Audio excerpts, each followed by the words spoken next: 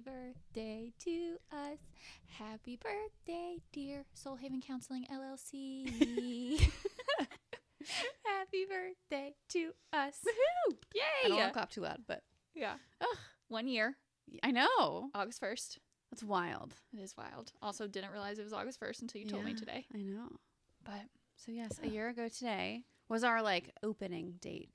I think we established our name in like March, so it's been like a year and a half. But this is our first birthday of being open and operational. yeah, it's the first day. We got the building today, right? Yeah. Yeah, that's when our lease started. Wow. We hit the ground running. We did. I just And remember. now we're a year in. I just remember we moved in. I think starting on like a Friday, and we saw clients Monday. Yeah. Yeah, we did. We were still like getting pieces of furniture as we were booking clients for them to come in. I remember having like a backup plan of, okay, if there's not a couch in here. What? Because I remember we talked about it. We were like, well, we can move that from in there. We can put it in here. And then we can move it if there's multiple clients at that time. Yeah. Wow. Because we were also foraging for furniture. Trying to save as much as possible because we were thrifting. Yep. Man, Oh, fun. that's so exciting. Well, welcome back to Couch Convos, where this is not our first year doing the podcast, but it's our first year as a business. So it's a lot to be proud of. Yeah, definitely. So we're definitely pivoting a little bit today. I felt like the last few episodes were very clinical feeling, which I loved it, and I think it's awesome. But we wanted to kind of shift it a tad just about therapy, because I know that a lot of people just want to talk about therapy and how it's just very odd sometimes and just what it's like. So I thought today we could really dive into things that you don't tell your therapist, or maybe even lie about, or lie by omission, things like that, because it happens to everybody. Yeah, it does. And it's actually interesting. That conversation has come up a lot in therapy recently. Oh, yeah. Of like people being like, I didn't want to tell you this because I didn't want you to think that I'm not doing okay or that things are bad. I was like, I will not judge any of that. So, and that's what I love about our podcast, not to toot our own horn, but we're like very authentically real of like, hey, this is actually happening, you guys. Yeah, it is. Well, it's like that. And then there's can I talk about this here? Yeah. Totally. Yeah. I mean, there's like a very small list of things you can't talk about, which is usually like you're planning on harming someone or yourself, which then you still can talk about it technically. Right. Things just happen as a result. Right. Then there's things, there's the after product. And we'll get into that too. Yeah. So yes, things I was scared to tell my therapist. It's real. That's very real. What is something that you've seen like clients are often scared to bring up or scared to talk about? So one of my favorite things that can happen in therapy is when my client feels comfortable enough to tell me that they didn't want to go to session that day. When a client tells me I really wanted to cancel today, or I didn't want to be here, or I still don't want to be here, that is honestly one of the biggest honors. It's not a compliment sometimes, but I'm honored if a client feels comfortable enough to say that, because that is one of those things that clients are terrified to tell their therapist. So I'd say if they don't want to come as one, maybe if they didn't do their homework, or if they feel like they're not progressing. I feel like those are things that they're scared of. What do you think? Yeah. So all of those for sure. But then I've also been noticing this. It's an interesting like change of people not wanting to talk about their parents, because I think we've gotten this stigma, and I don't know where this came from, probably TV, honestly. But the stigma of like, if you talk about your parents, we're going to automatically go to your parents are bad, you should hate them. Oh gosh. I've actually actively heard someone come in and say, yeah, my mom or like my family, I don't even know who it was. They said, oh, you go to therapy, does that mean that you hate me now? Oh, wow. Because, like, there's this idea that if you go to therapy, we're going to be like, it's a problem. Yeah, that's because of your parents, and you need to set up so, like, parents, for sure, which is interesting. Which, like, we do talk about parents. We do, for sure. But it's Context not, matters. But it's not a judgment-based conversation. Wow. So then also, like, as you, as a client, is there something that you've been afraid to bring up in therapy? Oh, dude. Yes. My biggest one, because I think about the time when I was in therapy. was relationships. Okay. Like romantic relationships. Ooh. Because I was always afraid of getting judgment if I stayed with them, of like, I'm coming into therapy talking about all these things that are going wrong in all these ways that, you know, it's harmful and it's not a great relationship, but I'm going to stay. Sure. And I was always like, oh my God, they're going to judge me and think I'm weak. Oh. So that was always mine. What about you? I actually just did this recently. I'm trying to like figure out how to talk about it while still remaining like respectful towards myself. But I remember my therapist and I were talking about like life stages and transitions and things like that. And we like wrapped up that topic specifically. And she was like, well, I'm just excited to be along on this ride with you. And I appreciate you being open with me about this. And then the last time I saw her, I looked at her and I was like, hey, I'm nervous telling you this, but I actually think I changed my mind about what we were talking about previously. And I was like, just kidding, essentially. And she looked at me and she goes, okay. And I even stopped her. And I'm really proud of myself for saying this. I said, I really appreciate your response to that. And I said, I was scared to tell you, I don't think I'm going to go in this direction right now. And you didn't show disappointment. You didn't show congratulations. You were just there for me. And I said, thank you. So that was one of those where like, I'm definitely putting my money where my mouth is right now.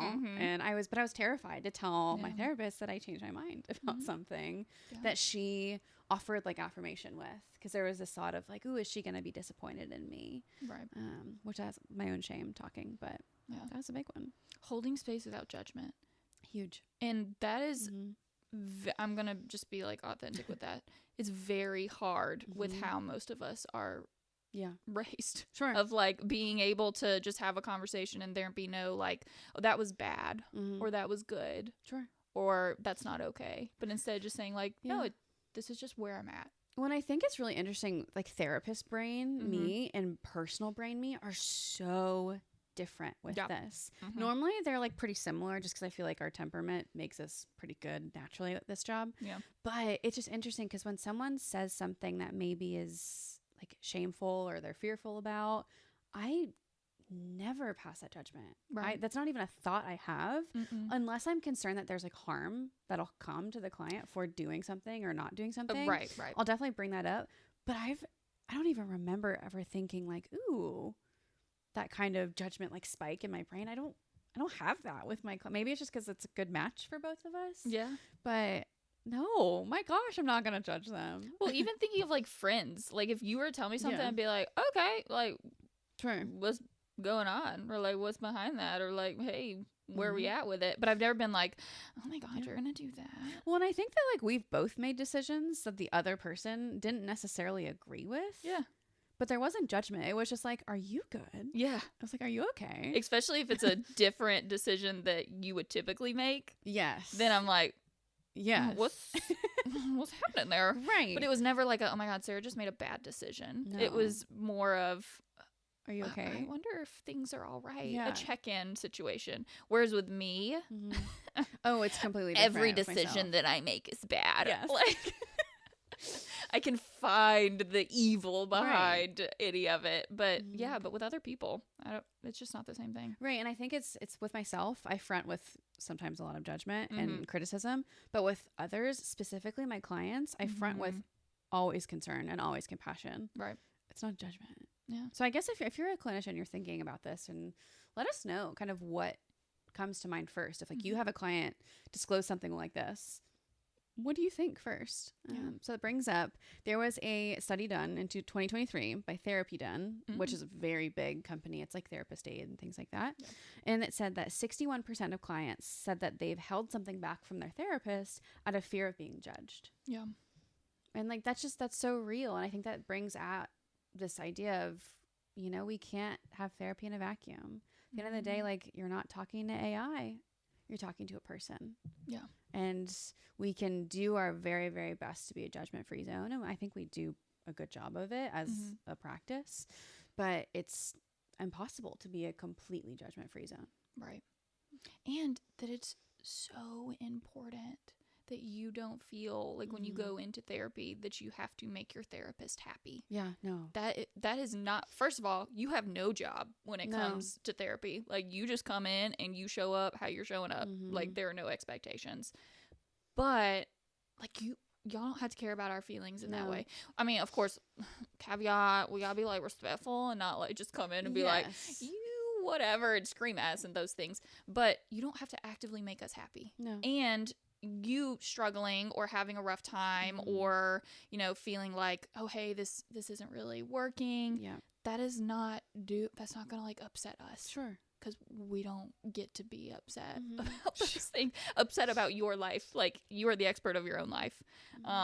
But when we don't talk about, like, that shame, when we don't talk about those things that are happening in the room, we're leaving out a completely different, like, part and piece of what we're going through. Sure. Well, I think a lot of that does happen, unfortunately, because there are experiences where people have been judged by their therapists. And I think that for as much as we can sit here and say, like, we don't think that we do, you never know. We could have clients that maybe felt judged by, it could be like our body language or tone. And like, these are things clinicians have to own. But then there also are I mean, I see it on social media all the time, unfortunately, of therapists actively judging their clients. And so that fear of disclosure in some of these things is very real and it's valid. And I think that if people are feeling it on the front end, first of all, identifying if you've got the right fit with your therapist. I think that that's a great starting point. And we'll definitely tap into, like, the things that we're kind of scared to talk about and why and what to do. But I think that this just really lands this idea of, like, make sure that this is a good fit first and foremost. Yeah. And it's important too. I'm going to actually, this client that I'm talking about, they listen to this podcast. So shout out to you. But there was this one time that I met with this client and they said, hey, can we schedule later in the day because I've noticed, like, when we meet early in the morning that I feel different. Ooh. And that I get a different, like, side of you. And I was like, that's valid.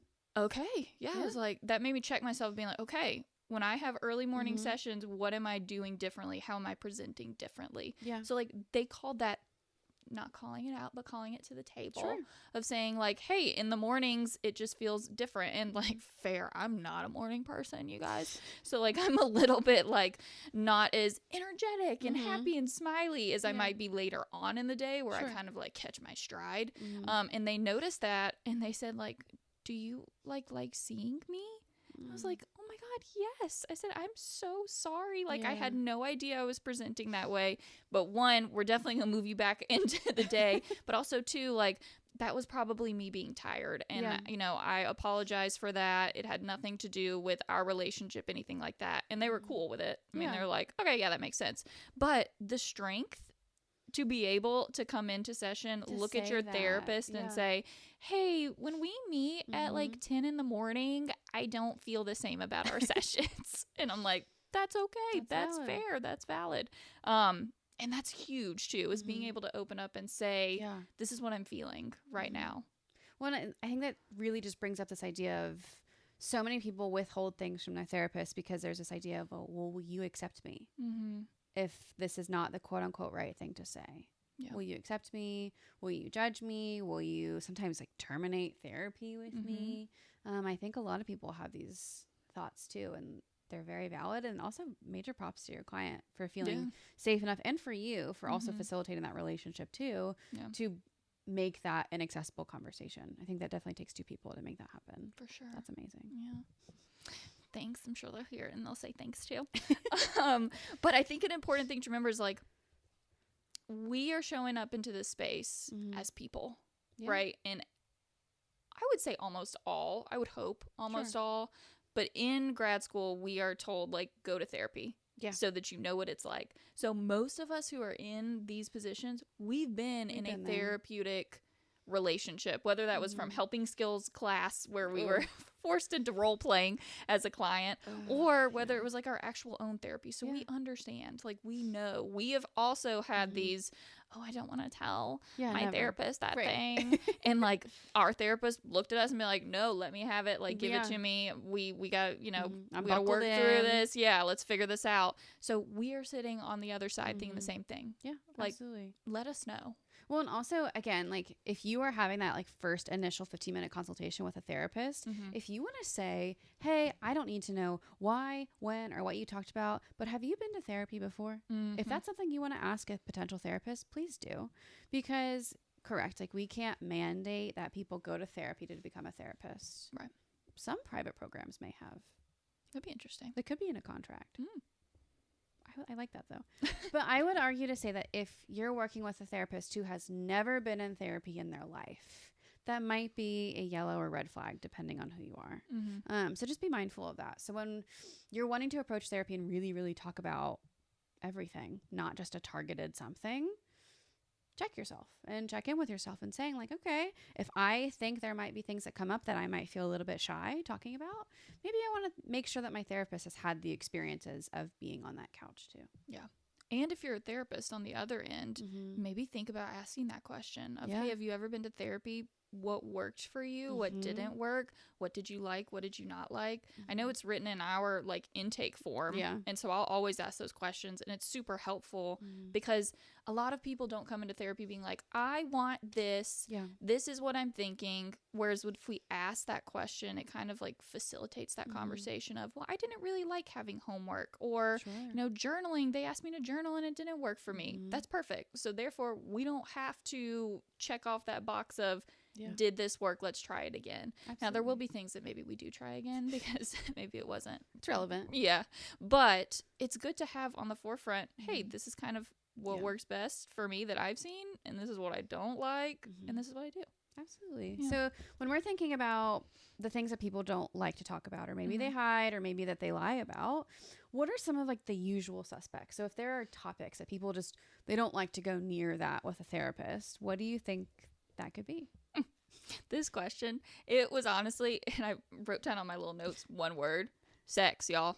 Yeah. Like a lot of, and I'll say this too, because I do Christian counseling. So a lot of, it's like tenfold with you. Oh yeah. A lot of, you know, clients will show up and they don't want to talk about intimacy, physical intimacy in any way, because they find it like uncomfortable or taboo, or like, you know, is that too intimate for us to talk about in therapy? No, it's not too intimate at all. No, not at all. You guys, we've been doing this for how long? Oh my God, 7 years? Long enough. We've heard a lot. We've heard a lot of things. We've heard, and we're also human. We've experienced life as well. And so coming in, that we have. We can talk about it's fine. Sex. Like, it's all good. So that would be mine, is like, I have clients, they will actively be like, or turn like bright red if I ever bring up, well, what's, you know, intimacy like in your relationship when it comes to that, and like, where are you feeling comfortable? And they're like, can we talk about that? I'm like, yeah. It's actually really important. It's very liberating for clients to be able to talk about it. Yeah. What about you? What have you seen? I think a lot of clients feel worried to talk about like past therapist hurt.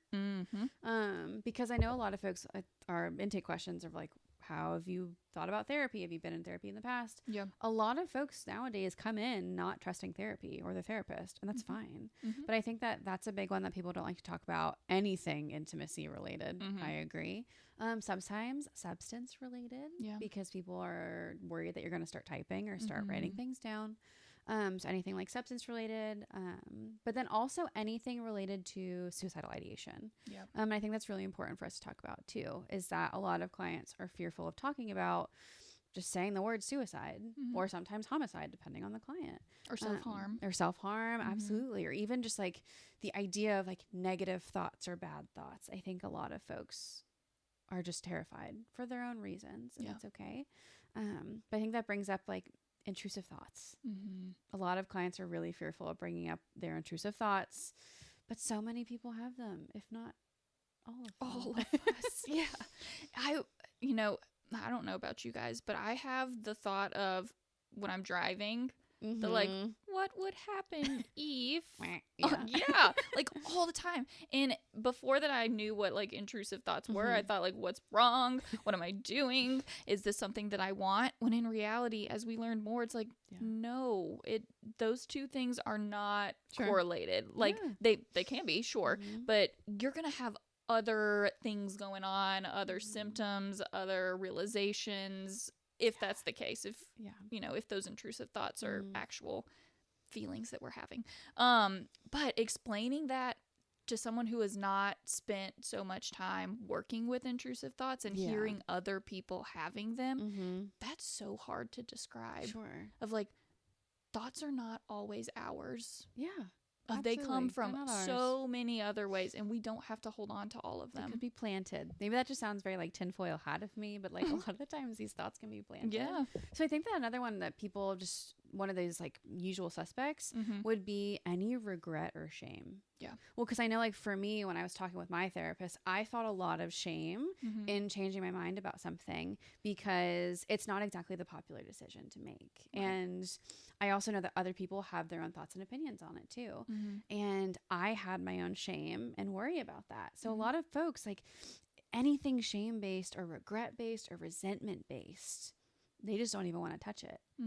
But then we think about, if we let these concerns go dormant, they just fester and they can just creep up in our nervous system so quickly.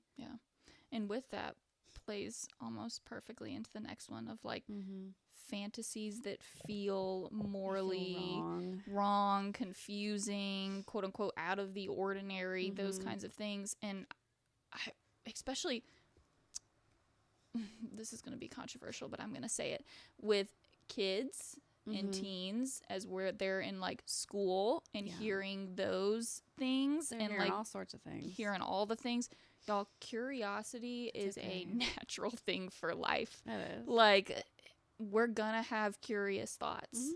That's just what happens. We're all trying to learn, you know? We're trying to understand the world that we live in. And so understanding that like those fantasies, yes, they might be like confusing, but you're trying to work through what that means for you. Right. And if you want to act on them, that's a different set of circumstances. But if you're just acknowledging that a curious thought is there, like you can acknowledge it. And it's interesting because obviously I'm a big reader. And I'm on the side of like TikTok that's all about books. I actually had to take a break from reading this week because my neck was bothering me. Well, I mean, dang girl, you read like 10 books. I've been reading a lot. 2 days. I finished another book today. She would come into the office, you guys, and be like, so I finished 3 books. And I was like, huh? Like, and were these like kids books? Were they 5 pages? Like, no, they're like novels. And I'm like, oh, okay. So, we've been I noticed I had really bad neck pain earlier this week. I can imagine. And I had to take a break from reading, which was funny. I did like stretches for it. Had PT for reading neck. I used my foam roller, not on my neck itself, because like, no. Right. But like on the base of my head. And I like did like the figure eights and things like that. Oh my God. I'm so grateful that I have PTs in my life that I trust. Because my goodness. But this is valid, I promise. I'm on the side of like TikTok that talks about books and recommendations. And the idea of a morally gray character is always something that people want to read about. And there's a reason, because our intrusive thoughts are very often morally gray. And I think that some of these novels are so attractive to people because, one, it normalizes that there is a gray area in almost everything now.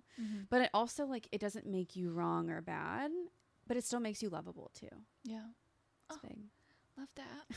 And then also I go back to the time where 50 Shades of Grey, it was like everyone had that book in their hand. They did.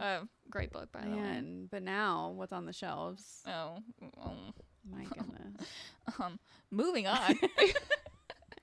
That'll be a off-the-record conversation. It's for the clients that can see either my Kindle or the spines of the books I'm reading from my desk in session. There's a lot of times we come in and things that are so raw too, like talking about how we feel about like our bodies, whether that's, you know, weight, whether that's how our body's working, whether that's how our body isn't working, whether that's if we're angry or upset with our body or have resentment with our body. Because, you know, a lot of times when we talk about the way that we look or when we talk about the way that we feel in our vessel, it's very much like, no. Like, don't think that way. No, Right. no. Like instantly like shove it to the side. Mm-hmm. When in reality, that's how we're feeling. Yeah. And so anytime we bring that up, we instantly think we're going to be met with, no, you don't need to have those thoughts. Mm-hmm. It's like the, oh, don't cry. It's fine. No, don't it's cry. Fine. Yeah. Of, you know, because that's how we manage. That's how Mm-hmm. we feel comfortable is Sure. by, oh, people are having big feelings. Let's make them push it away so that Mm-hmm. we don't have to deal with it because it's uncomfortable. But in reality, like, that's what therapy's for. Mm-hmm. It's a space where you can feel uncomfortable while also feeling safe. Well, I think like going off that too with our bodies, your body's just needing to function. I feel like it's such a big taboo topic that people don't like to talk about. I actually noticed it. I've been wearing exercise dresses to work all the time. I mean, you've seen it. I wear the same exercise dresses. They slay. Yep. It's so hot out. And I also cannot regulate my temperature. My husband gives me slack for it all the time. I have a really hard time with it. Also because I don't have a working thyroid. So, you know, it kind of comes with the territory. Yeah. So I wear a ton of active dresses. I'm always trying to regulate my temperature. And I noticed that a lot of my clients actually commented on it. Not as judgment. They were like, hey, like this actually made me feel a lot more comfortable knowing that. But I've said the same thing. I'm like, hey, like you wouldn't go to the gym and apologize for sweating.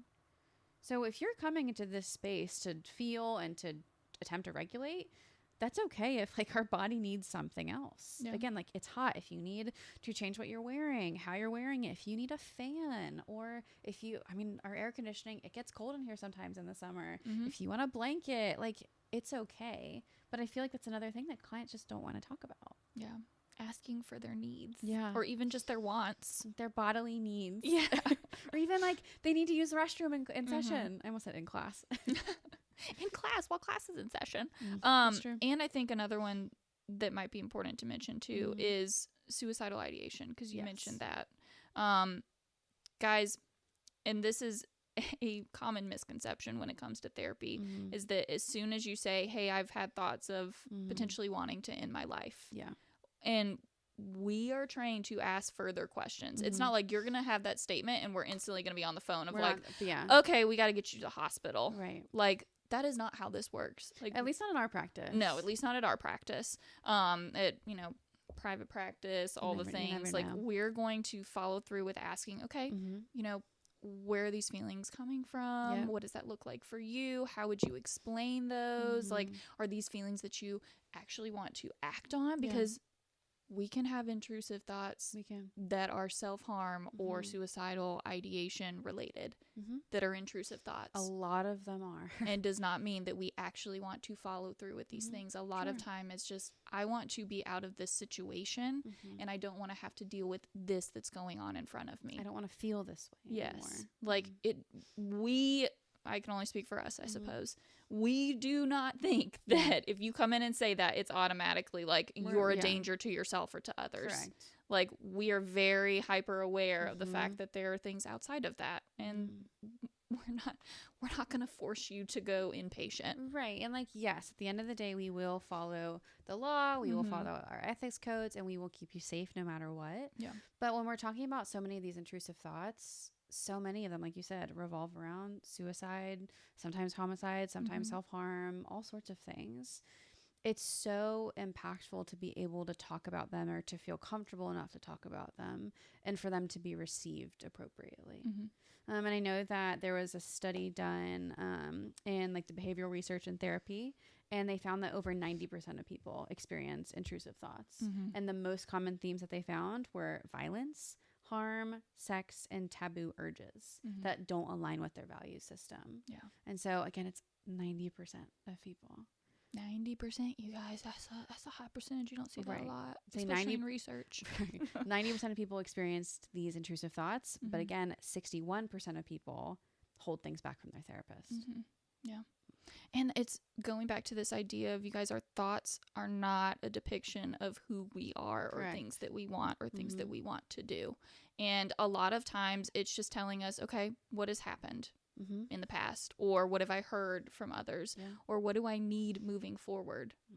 There's information behind it, but it's not always as black and white as we like to make it out to be. And I know that in the world, black and white seems easier. Oh, yeah. You know, it's much easier to make decisions when it's like, okay, it's either this or this. But in reality, it's so much deeper than that. Yeah. There's so many other things that are happening. Sure. So, okay, we have our like usual suspects. Mm-hmm. Why do these things feel so off limits? Y'all, we don't talk about it enough. Like, don't talk about it enough. And because we're not talking about it, we automatically go to, well, no one else is talking about it. So that must mean that they're not feeling it. Yeah. Which must mean that I am different. And I which can't must, talk about it. Yes. Which, like, there's going to be judgment if I say this. So then it's like that cycle of no one's talking about it, so we don't talk about it. We internalize it. We think that we're wrong for it. And then we just, like, bury it deep. And then we still don't talk about it. So then no one else feels like they can talk about it. Yeah. What about, Absolutely. what do you think? I think a lot of it, and I'm harping on this a lot, I think bad therapy. I think bad therapy as well, why people don't do it. And there's a lot of like companies that are under fire right now for this. Yeah. And I don't know why. I think it's when I'm on our Soul Haven TikTok account, I just get a lot of things that are therapy related. Yeah. But sometimes it's like, oh, like my therapist was in the car taking her child to gymnastics while in session with me. And like, I hear true horror stories all the time about therapy. And so I think that there's so many systemic things that do impact people feeling taboo and feeling like these things are off limits. But I think that some of it comes from inside the space too, of just really bad therapists or therapists who are maybe really burnt out or maybe who haven't done the work themselves and they don't have that like check engine light with themselves. Like I know you and I both, I have horrible RBF. It's so bad. It is so bad. Yeah. But when I am at work, I am working really, really hard to do that, to the point where we've talked about how we probably need to seek out like Botox and injections for our face. Yeah. But it's one of those ideas that like, okay, if I wasn't aware that my face looks so angry and so judgmental when I'm just existing, a lot of people would feel judged just by being around me, because that happens in my personal life. Yes, I'm just absolutely. The amount of people that come up to me and say, I thought that you were so mean. I was like, I am so sorry. It is literally just my face. And also because I'm really shy. And even like going back to what my client said of in the morning, like I don't feel like I'm presenting any differently, but I am. And so just being open to that feedback and also taking it and not being like, no, that's not true, they're wrong. But instead like sitting with that of, okay, is this something that's really going on and what can I do? So in 2022, 48% of people said they believed having bad thoughts meant something was wrong with them, even if they never acted on them. Dude, 48%. That's like 2% under half. I guess. And I would assume it's much higher, honestly, but they probably didn't want to say yes on the poll because judgment around it. Well, and also that brings up of, okay, how do you get those values? How do you get those thoughts? And a lot of it comes from things like our childhood and like our family roles and what was normalized, and also culturally, and sometimes even like down to our different identities. A lot of things are on versus on limits, right? And just seeing what that looks like in your specific spheres and in your different intersectional identities and things like that. Right, for sure.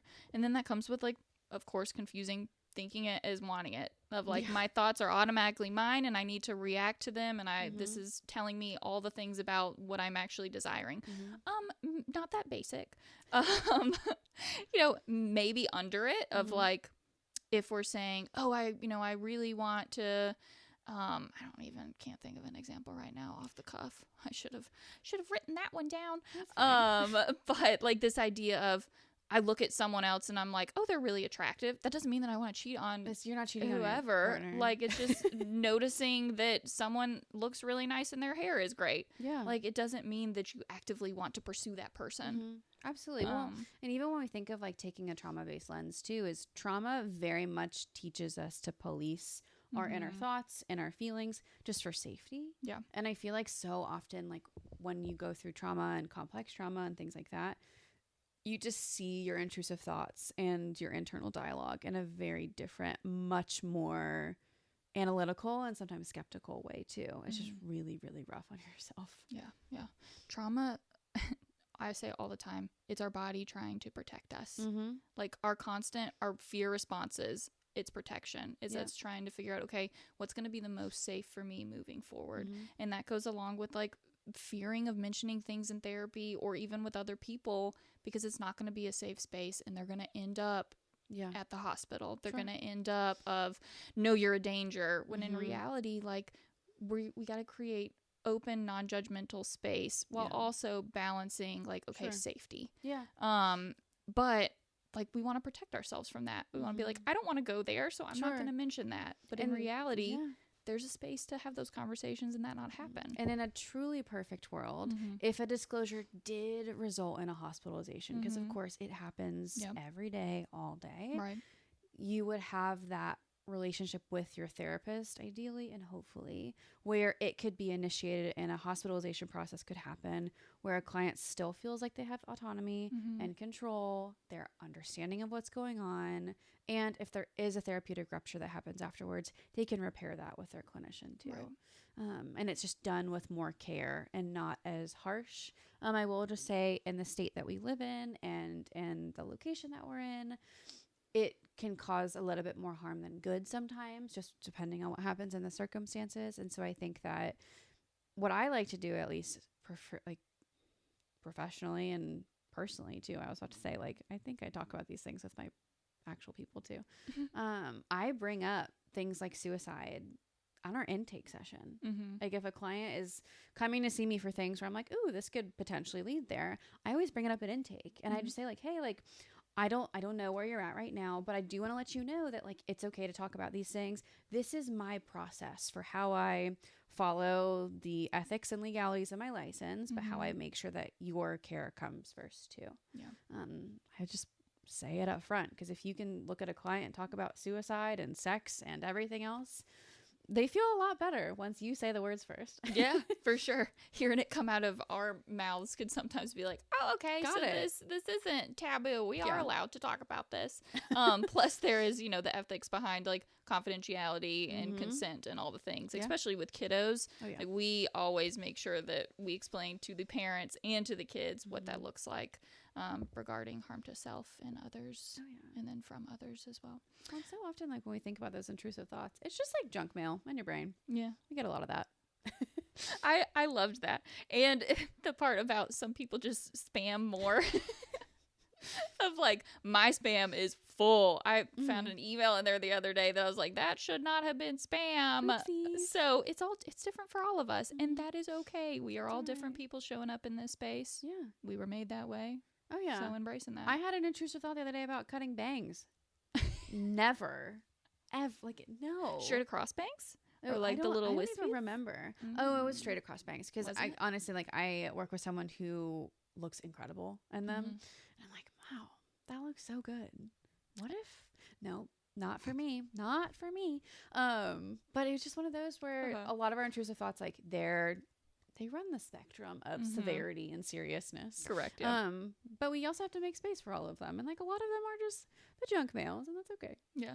So, like, what are some things that you've seen either personally or professionally when we make space for those intrusive thoughts or the things that we feel, quote unquote, like, shame about discussing? What do you see happening within them? Well, I think it's just empowering as a whole, because, again, like, shame lives in silence. That is where it's born. That is where it just absolutely evolves in silence. And by being able to talk about it, you can feel empowered, and you feel like this is yours again. Because I feel like when you keep things hidden, you don't have power within yourself. You give it power, whatever the thought is, or maybe the person that put the thought there. But by talking about it, you can go back into the driver's seat. Yeah. What do you think? Well, I physically see in other people, like, a sigh. Usually whenever someone releases something they've been holding on to, I can genuinely, they yawn or they go, and then their shoulders drop, and I'm like, okay, tell me what just happened there. And they usually say, I just feel lighter. Because you're not holding it. I have a little section of, like, fidgets and all the things. And especially with kids, I'll be like, okay, pick that up. Yeah. And then they hold it. And I say, okay, now pick that up. And then I keep having them pick things up while keeping them in their hands. And I say, what's that like? And they're like, well, it's getting harder. It's getting really hard to, like, hold these things. I said, imagine these are all the feelings that we're having, or these are all the intrusive thoughts that we're having. We're juggling, and it feels like super heavy, and it feels difficult. But if we just put one down, 2 down, 3 so down, nice. 1, it's more, we feel like we have more control over our life, but also Like, it just feels lighter. Mm-hmm. And we can show up more authentically. Yeah. Which then allows us to see, like, reduction in symptoms regarding, like, anxiety, depression, even OCD. I mean, all the things of we're able to step into a space of, like, okay, this is me, which then builds confidence. When even, like, from the interpersonal perspective too, the strength of that relationship, when you're able to sit in potential distress with someone, oh my goodness, interpersonally, that is just huge. That's incredible. And just for that therapeutic relationship alone, it's like, wow, like when you are brave enough to open yourself up to have someone witness your potential suffering, that says a lot. And it's really powerful therapeutic work too. Yeah. And I want to call that to the table for the therapist out there, because I had this conversation with myself the other day of that therapeutic alliance and that therapeutic relationship can be healing in itself. Oh, yes. Of, like, we are taught all of these things. We're taught, you know, hey, try this theory, try this process, try this activity, all of these things. But y'all, just showing up to a space with someone and them being able to just fully release what's going on and you just sit with them, that's awesome. Yeah. Like, that can be enough sometimes. And I think that we've been in the field long enough that, like, we've got some pretty long-term clients now. And I'll have some clients look at me and they'll be like, you're still here. And they'll be like, well, you're a really consistent fixture of my life. Like, yeah, I'm always going to be here. Like, yes, like, I am your therapist and I'm your clinician, and there is another side of that, of course, but it's because I mean it. Yeah. Like, I'm here for you. And that's just a really powerful thing to bring into play and to call it. Yeah. Love that. Jinx. So when we think about this idea of bringing it to the table and things no longer thriving in secrecy, we can also think about the first, like, ooh, like, Me Too moment where people realize that they can actually talk about things. Or even, like, you can give them potentially, like, appropriate self-disclosure too. Because I know even, like, with teenagers, I was, like, recently speaking with a teen who's talking about body image in the summer. Yeah. And they're like, oh, well, does it mean anything if I just don't want to do this if I'm bloated? And I was like, no, it doesn't. And I followed up and we processed a little bit more, and I said, no. And I said, it doesn't have to mean all of these things that you've seen on TikTok. It can mean that you don't feel comfortable in your body in this state and you want it to look a certain way to feel safe and comfortable. And they're like, wow, like, I didn't even realize I could talk about that. I was like, yeah. And they're just like, well, what else can I talk about? Anything. Yeah, it's I mean, it's that idea you brought up of, like, shame thriving in secrecy. Of, if we keep it in and if we don't ever let it out, then it's just going to build upon itself. And that, like, showing up and having someone sit there with compassion is what helps in that. It dissolves it. It shows, like, no, you're still amazing, even with the blah blah blah blah, because that's a part of all of us. Yeah, it's context. Yeah. And it's so helpful because, again, if we think about when people don't talk to their therapist or when therapists don't understand the full picture, it's just not as helpful and it's just not as effective, which there's so many factors that make it happen that we've already talked about. But at the end of the day, like, when you can finally say these things out loud, things just make more sense. And it's like, oh, and your therapist can even call about patterns and even the fact that, like, you didn't feel comfortable saying those things. That's clinical too. And I think that sometimes we're often more afraid of being seen or judged or rejected than the actual thought itself. Yeah, for sure. And when we box them up and hide them inside of us, we're never giving space for them to potentially hear something different than what we're already telling them. Yeah. You know? Absolutely. And, like, this idea that we can't move forward with that healing of all of those things unless we put it on the table. Yeah. Of, like, hey, here it is. Let's talk about it. Let's open it up. There's actually a really great book about that. If you have a child who struggles with feelings and with shame, Leftover Feelings, buy it on Amazon. It's a great one. Which actually someone told, it was one of your clients. They were like, I read your book and I loved it. And this was an adult. And I was like, oh my goodness. It's a great book. It's amazing. I was like, thank you so much. And then I was like, wow, I can't believe it impacted you. I thought it was, like, not that great. But it was just awesome to hear, like, something such a, I don't want to say easy concept or simple concept.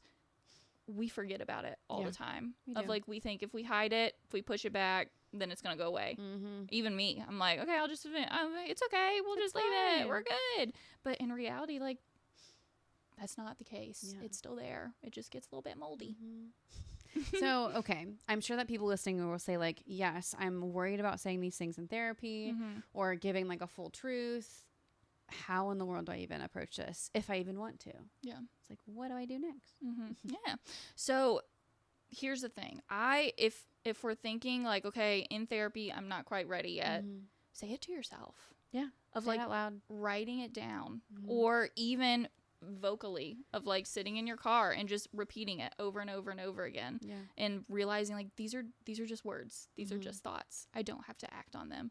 Now in the therapeutic setting, if you want to preface it, you can by saying like, hey, I'm very nervous to bring this up. Yeah, you can even like ask permission if you want to. Like, can I talk about this? Like, that's totally fine. You don't have to. No. But if that's going to allow you to feel more safe and more comfortable in the space, do it. Like, preface it with, okay, I'm really nervous about talking about this. Am I allowed to talk about this? And most likely we're going to be like, yeah.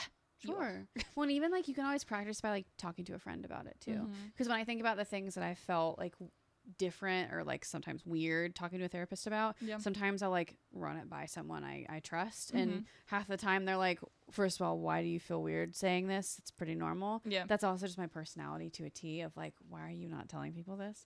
But normally you can say like, oh, that actually felt okay, and they can like run down scenarios with you. They can make you feel safe. And of course you do want to make sure that you do have a great therapeutic relationship that can withstand that question and answer. And if you need help, let us know, and we're happy to help find you that great fit. But I think it does start by, like we said, like saying it out loud, naming it, and also validating the fear or the concern. It's there because you care, and it's there as a protective factor, and like that's okay too. Validating without judgment deserves no judgment. Yes. So this little statty poo, I read this and I was like, oh my gosh, I love hearing this. So in a Journal of Counseling Psychology study, clients who felt safe to disclose difficult material early in therapy were 3.5 times more likely to stay in therapy long term, which makes sense. Yeah, right. It does. Like if we feel comfortable to share, one, we're gonna feel like the release of that, and two, we're gonna see the quote unquote healing and growth because we're able to let that come to fruition and come out in the space. Absolutely. Well, it's also this idea of, you know what, maybe there's even a therapeutic rupture that could have happened through that disclosure, and then you come back stronger. Again, it's a lot like interpersonal relationships because it is one. And it's this idea of like when you're able to finally say these things and have it received in a positive way, I mean, it's like a trickle-down effect. It can impact everything. And it's this idea of, well, if I've already been able to go through this, then I can process that too. Right. It's a lot to be proud of. Yeah. Okay. So some tips and tricks. We already mentioned like writing it down or whispering it to yourself. And even if you want to say afterwards, okay, wow, that was really hard. Yeah. Because that's essentially like a pat on the back of, I did that. Like, that's awesome. Yeah. So giving space to it, even if you want to write it down, crumple it up, throw it away, or rip it up, or whatever you want to do. It, whatever. Yeah, my notes app, all the things that live in there, it's wild. Yeah, those don't see the light of day. But it's so therapeutic for me to be able to just like put it somewhere and not feel like I'm carrying it alone, even if it's just in my phone. Well, I think it's also this idea of like, if you don't receive a positive response from your therapist, please remember at the end of the day, it says more about your therapist than it does about you. And I know that is so hard because you can hear that and say like, all right, I get it, but you might not believe it. But please take it from two licensed professionals that have been through the trainings, have been through probably more trainings than most, just because how we operate. Yeah. But if your disclosures or if these things that bring you shame aren't received well, we're so sorry. It's 100% on the therapist. It is. Like that is their responsibility. Time and time again, I'm like trying to think about a time where it's not, that just doesn't really exist. Yeah. It says more about them, and you deserve to have that support that you rightfully should have. Right. Yeah. And if it's happening with your current therapist, say something. Yeah. Right. Like, just like with the example earlier, had no idea that the morning session was feeling different for this person. Heard it, responded accordingly, that could have been stored inside and it would have just been a rupture for forever. Yeah, absolutely. Of like, I feel like this therapist doesn't care about me or whatever. And we would have kept meeting early in the morning when in reality, that was not the case. We had no idea. And it gave an ability for that repair because conflict, you guys, it's not a bad thing. No, conflict is not bad. No. If anything, a rupture can be repaired in order to build a stronger connection and a stronger relationship. Well, and even just like catching yourself. And I know in my personal life, I feel like I have a lot of friends who say this, but even in the therapy space, if you need to start something with like, well, this is going to sound really bad, but okay. First of all, it doesn't have to sound bad. Yeah. And if it's about somebody else, they're not here. We're not going to tell them. I feel like I'd say that. I said that less than 24 hours ago. I was like, this person isn't here.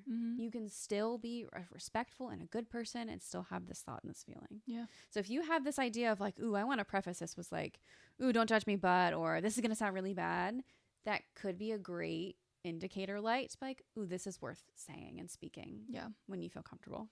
Give it a voice. Please. Okay, so for you guys, an invitation.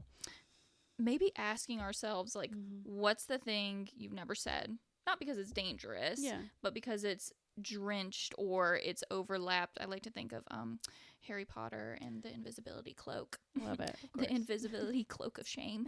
Of like, gosh.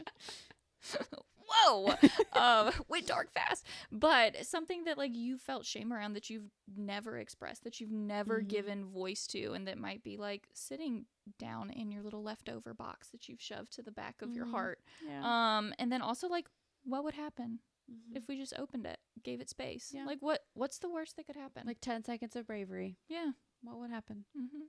And if you feel comfortable in our comments of like letting us know some ways that you've managed of if it's not like writing it down or talking about it in therapy, what's some other ways that like you've been able to release some shame or those feelings of shame, or a time where like you felt empowered to do it and what helped with that. We would love to know. Yeah. But of course, Couch Combos is not a substitution for therapy. And if at any point you are feeling in crisis and that kind of level of distress, please dial 911 988. Go to your closest emergency room. But we would love to kind of continue to keep up with everybody and give us a follow on all of our socials if you can. It's Soul Haven Counseling, Couch Combos the Pod. We're on Facebook, Instagram, YouTube, TikTok. Obviously, we're on Spotify and Apple. But I do think of fun if you've stuck around until this point of the episode. We recently posted a reel on our Instagram that is things that we would tell our clients if we were worried that we wouldn't hurt their feelings. I would love to hear your guesses of what we were actually doing in that video. Oh my gosh, yeah. And I'm trying to think of, because we took a really long video, you guys, of it just like, of us just literally having an interaction. Yep. And there were a couple of words. Yep. And conversations that we had. So this is just like our little secret club of the end of Couch Combos. If you've been able to stick it out this long, if you have a guess, what were we doing? Yeah. And I will say, if anyone guesses it right, we'll let you know. Yeah, 100%. We'll be like, yes, that's what was happening. I love that. That's awesome. Well, until next time. We're ending with a blowing out our candle for 1 year anniversary. Oh, happy birthday, us. Happy birthday, us. But we will see you guys later.